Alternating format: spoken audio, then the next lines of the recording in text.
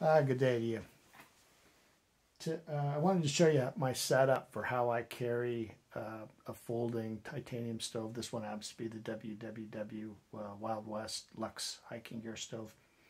You don't want to bend them. These titanium stoves, if you looked into them, they're expensive. So you want to take care of them. I really take care of my stuff, and so I'm probably a little overprotective of it. But anyway, I use floors with tents.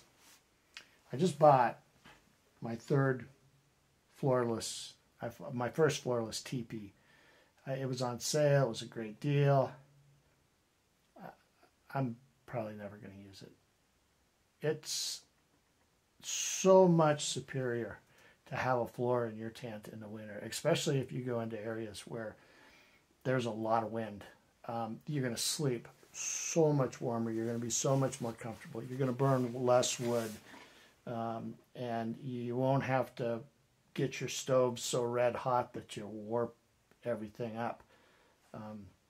My WW still, it looks new, because when it starts to glow red, I turn it down. And if you look at any information on stoves, I don't care if it's 1/4 inch plate steel, it's going to tell you, number one, don't burn mill-ins because they burn too hot, and they turn your stove red hot. It doesn't matter how heavy the metal. You burn your stove red hot and you're going to warp the heck out of it. And so I just don't want to do that with the titanium stove.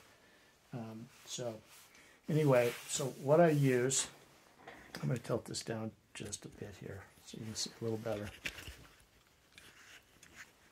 I use this foam, and this is what I put on the tent floor, and then the stove goes on top of that. In the back of my sled, this is how I pack it.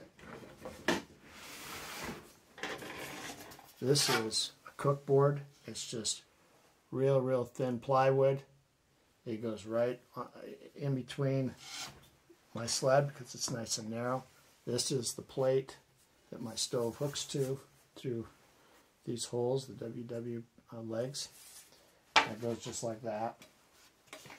And then these I put over the top of it, actually. All the stuff for the stove kind of goes together at the back of the sled, and that would be the Tarvel saw too, and it just goes right next to the box. This is just a sun-kissed box, and it holds all of my stuff. It holds my small hand axe, which is really all you need, because these things they just don't take that long pieces of wood. It holds my stove collar, and this is a retro stove collar that I got, that I built, and clamps to hold it onto the stove. I keep the stovepipe and my top inside here. Now, if you look, I was just having a discussion with a guy earlier. If you're in bark beetle country, you cannot find wood that's probably not going to be pitchwood, and it just fills these. So every time you come home, you got to clean these up. This I use on the top of my roll-up pipe, secured with a hose clamp, stainless steel hose clamp, so that snow can't come straight down your pipe. It's got some protection.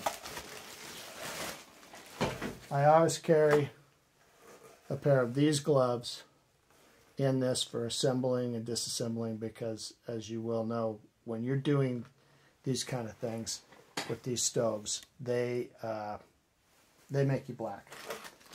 Here's all the stuff for the rings and the dampers and the spark arresters and spare bolts and stuff. And then the WW stove right inside there. This time I had a screwdriver for the hose clamps, but generally I would have what's called a little T-handle hex head. it's much smaller. I, for the life of me, couldn't come up with it this last trip, so this is what I have. And but it really, this little box, it just keeps everything from getting smashed. Any chance of the window on the stove being broken, you know, it just it works out better for me. And if I had been with somebody else, I probably would have gone ahead and take a solid stove and keep this stove for canoe trips and stuff where it's easier to pack. But a solo winter camping trip, you're tight on room, because I took my ice auger to fish, and so yeah, your sled's pretty full, and you don't want them too top heavy, because you're going to constantly be trying to flip them back over if they're top heavy. And but